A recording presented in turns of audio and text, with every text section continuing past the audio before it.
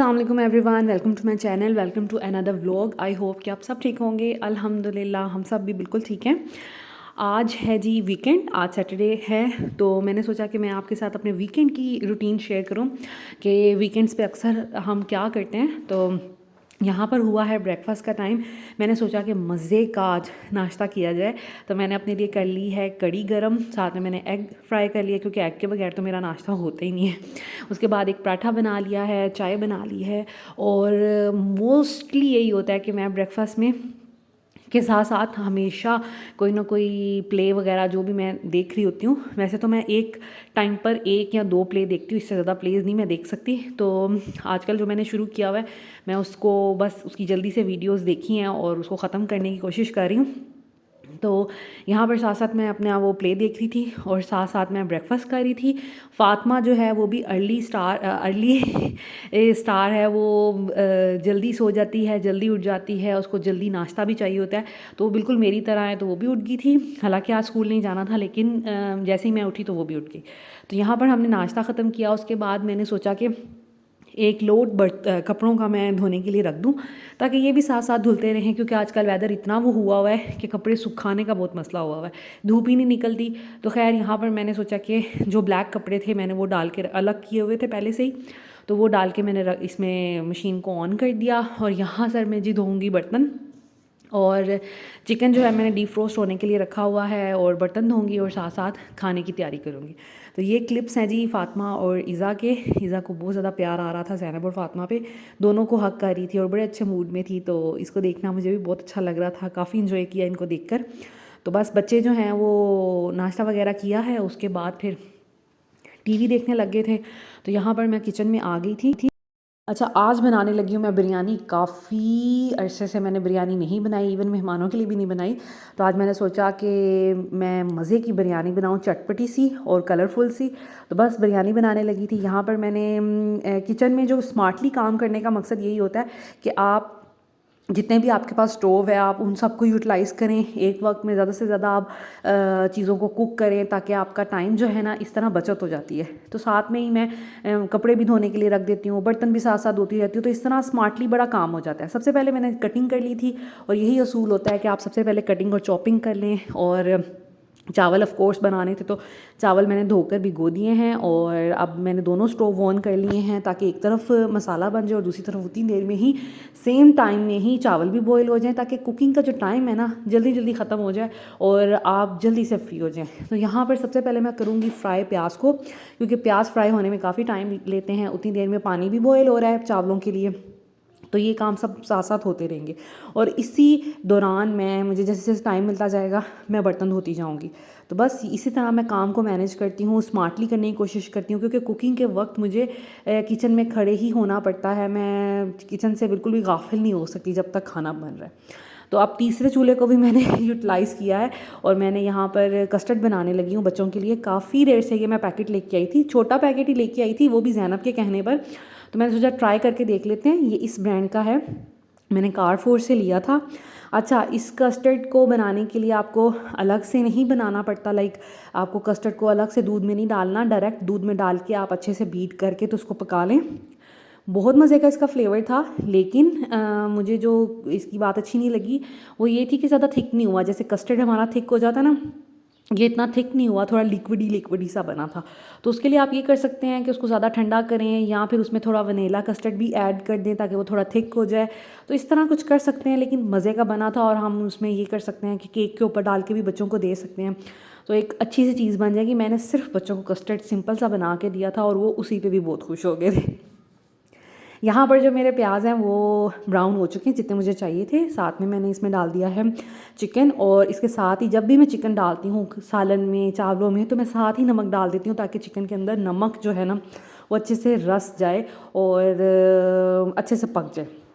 तो यहाँ पर मैंने सॉल्ट डाल दिया है 1 चम्मच भरकर, और 2 चम्मच मैं डालूँगी चावलों में, क्योंकि चावल मैं बना रही हूँ 2 से ढाई गिलास, तो वो बड़ा अच्छा फिर बैलेंस हो जाएगा हमारी बिरयानी में। अच्छा, यहाँ पर राइस बनाने के लिए एक बहुत अच्छी टिप है। जब भी आप कभी राइस बनाएं, स्पेशली जब राइस बॉयल करते हैं, तो उसमें थोड़ा सा सिरका आपने बिल्कुल, जब आप इसको स्ट्रेन करने लगे ना, तब अगर आप डाल दें तो आपके चावल खिले खिले रहेंगे, टूटेंगे नहीं, सिरके से चावल टूटते नहीं हैं और बहुत अच्छी अपनी एक बड़ी स्टिफ सी फॉर्म बना लेते हैं। तो जब भी मैं बिरयानी के लिए चावल बनाती हूँ तो उसमें सिरका ज़रूर ऐड करती हूँ। तो यहाँ पर चावल मेरे जो हैं तकरीबन 90% बॉयल हो चुके थे, तो मैंने उसमें थोड़ा सा सिरका डाला और फिर इसको अब मैं स्ट्रेन करके तो बस रख लूँगी। और चावल इतने खिले खिले बने थे, एक एक चावल अलग था और वो सिरके की वजह से ही होता है। और बाकी ये कि बिरयानी के लिए आपको हमेशा 80 to 90% ही चावलों को कुक करना पड़ता है, बाकी वो फिर दम पे पकते हैं। तो यहाँ पर मैंने चिकन डाला था प्याज में, उसके बाद मैंने टमाटर, लहसुन और अदरक इनको ब्लेंड कर लिया था।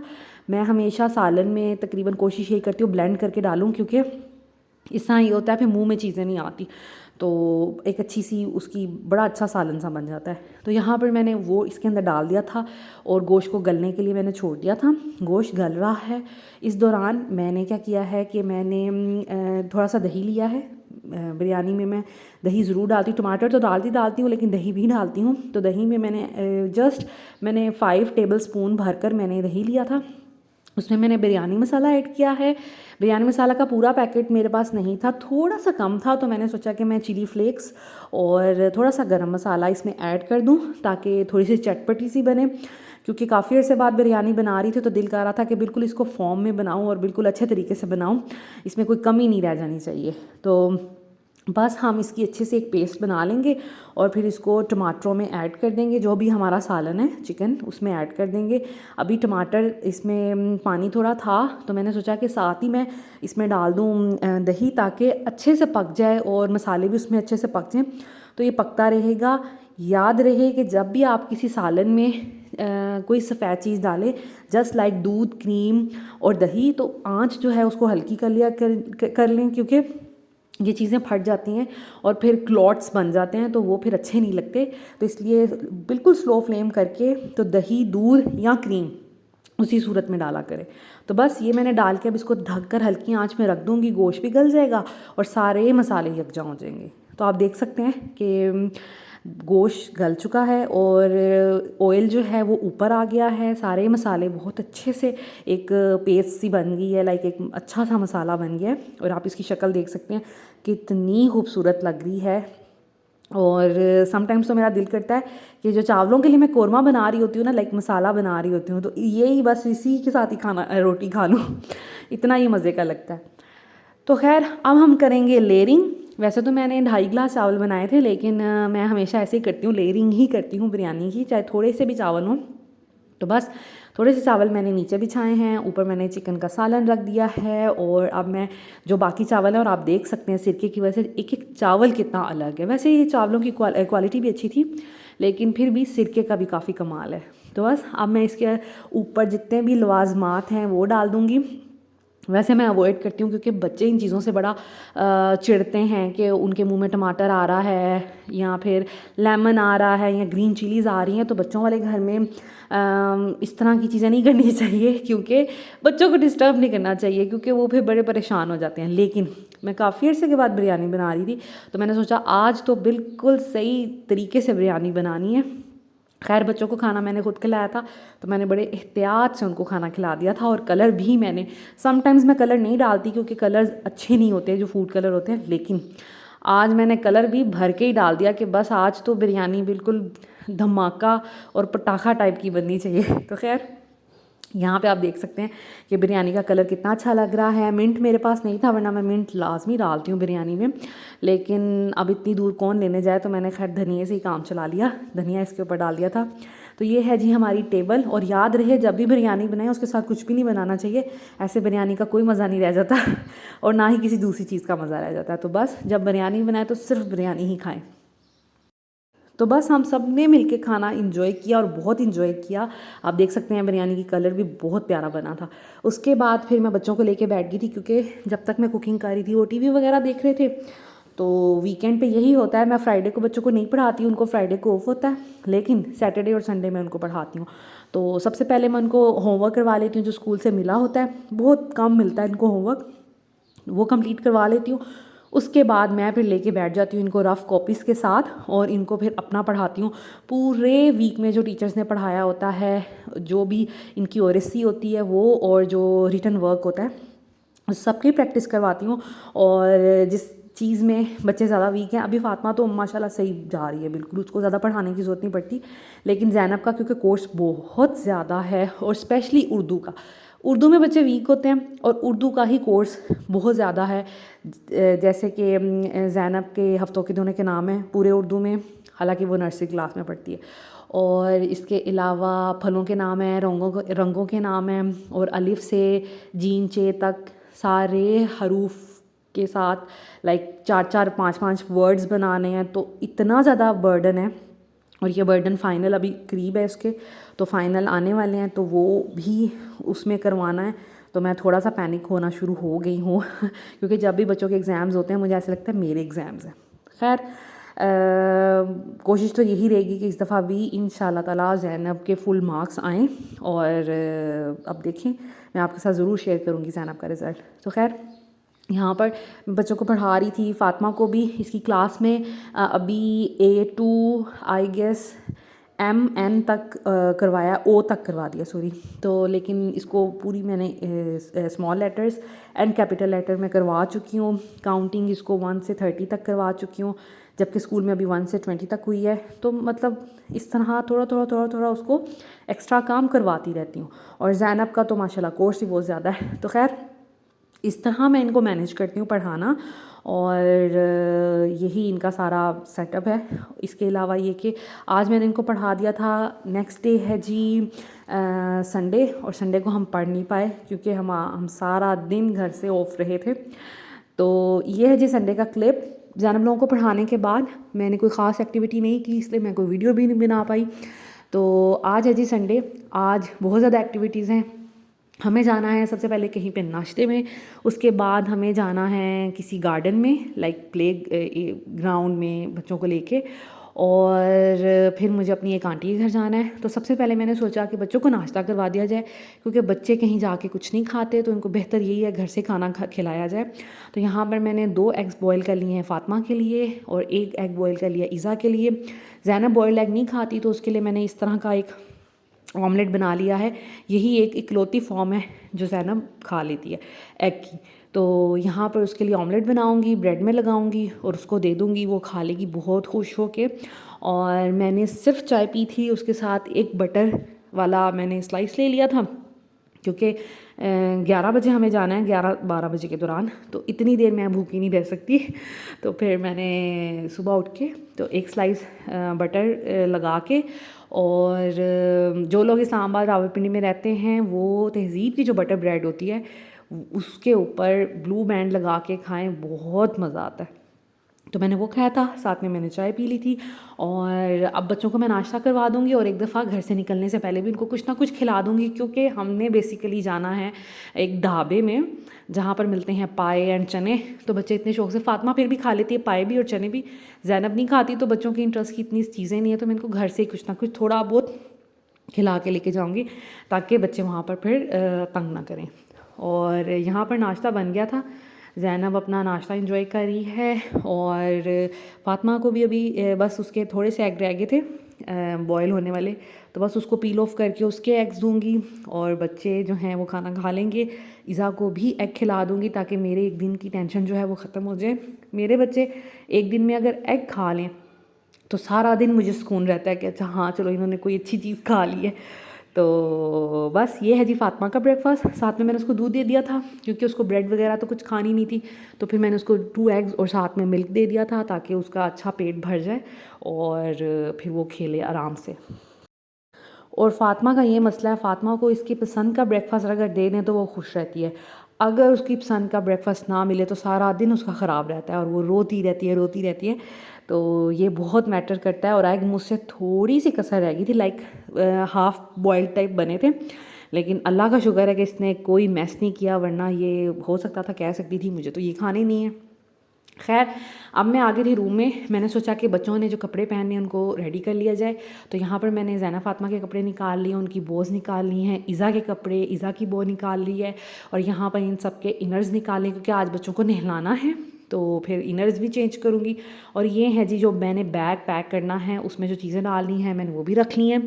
तो अभी मैं आपके साथ शेयर करूँगी कि क्या क्या चीज़ें मैंने रखी हैं बैग में, क्योंकि हमें नाश्ता करने के बाद पार्क में जाना है, उसके बाद मुझे अपनी एक आंटी की तरफ जाना है।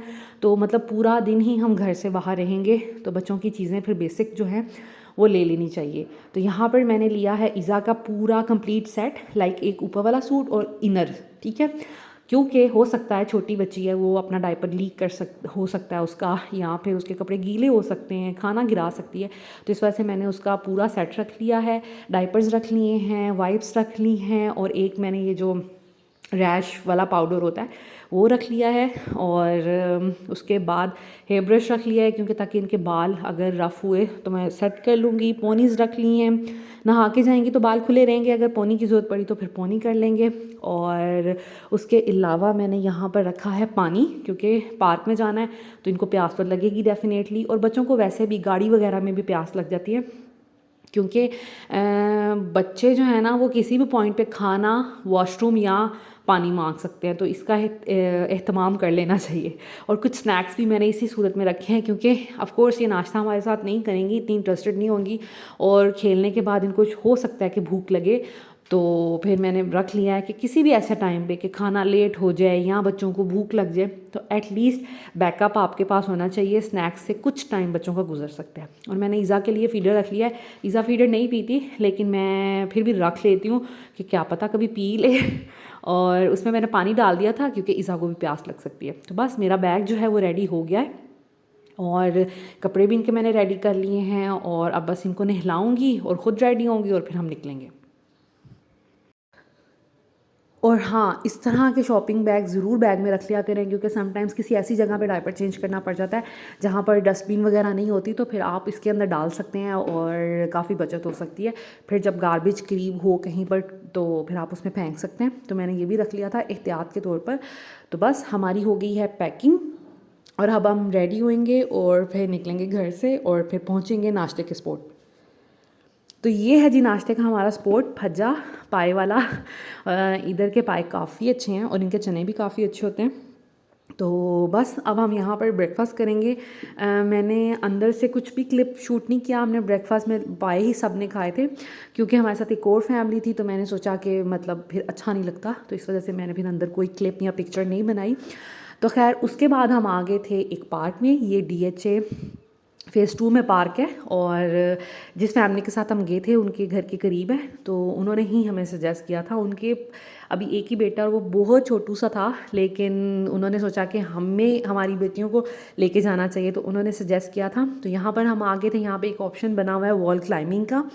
तो ज़ैनब को ऐसी चीज़ों का बड़ा इंटरेस्ट होता है, क्योंकि ये इंटरनेट पे वीडियोस वगैरह देखती रहती है, तो उसको बहुत ज़्यादा शौक होता है ऐसी चीज़ें करने का, लेकिन वो बेचारी डर गई। और मेरा ख्याल है कि बच्चों के लिए ना ये जो इन्होंने सेफ्टी के लिए ये रोप और ये सारा बनाया होता है, शायद ये भी इतना कंफर्टेबल नहीं रहता, तो इस वजह से भी वो इरिटेटेड थी। लेकिन खैर हमने उसको बहुत मोटिवेट किया, लेकिन वो बिल्कुल भी नहीं जा रही थी। तो फिर उसके बाबा गए कि शायद ये मेरे करने पे शायद इसका माइंड बन जाए। तो फिर ज़ैनब के बाबा ने, और वैसे भी इनको भी चीज़ों को इंजॉय करने का बहुत ज़्यादा शौक़ है, तो मैं भी इनको इस तरह मोटिवेट करती हूँ कि ठीक है आपको भी करना चाहिए। तो बस फिर उन्होंने सोचा कि ये भी वॉल क्लाइंबिंग करें, और मुझे बिल्कुल भी उम्मीद नहीं थी कि ये कर लेंगे, क्योंकि जो मेरे हस्बैंड हैं वो इतना फ्रीक्वेंटली एक्सरसाइज नहीं करते, और ना ही कोई फ़िज़िकल एक्टिविटी।